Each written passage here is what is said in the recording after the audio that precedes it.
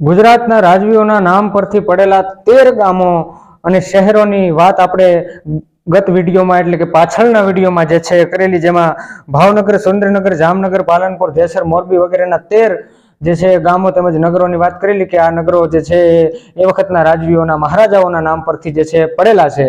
એમાં હજી પણ 12 ગામ તેમજ નગરો એવા છે જે બાકી રહી જાય છે, એમાં આપણે વાત કરી શક્યા નથી. તો એની વાત આજે કરવી છે. એમાં સૌપ્રથમ ધોળકા જે છે વીર ધવલસિંહજી વાઘેલાના નામ પરથી પડેલ છે.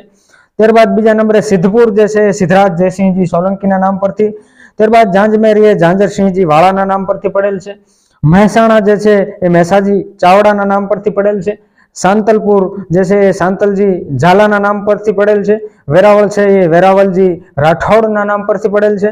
ત્યારબાદ ધરમપુર જે છે એ ધરમદેવજી સિસોદિયાના નામ પરથી પડેલ છે. ત્યારબાદ અમરનગર જે છે એ દરબાર શ્રી અમરાવાળા બાપુના નામ પરથી પડેલ છે. તેમજ હનુભા લીમડા એ હનુભા ગોહિલના નામ પરથી. ભાયાવદર છે એ દરબાર શ્રી ભાયાવાળા બાપુના નામથી. અને કાલાવાડ જે છે એ દરબાર શ્રી કાળા બાપુ માંજરિયાના નામથી પડેલ છે.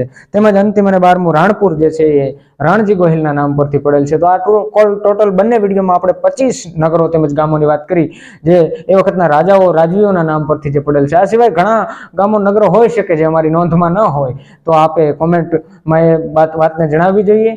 ધન્યવાદ. રામ રામ.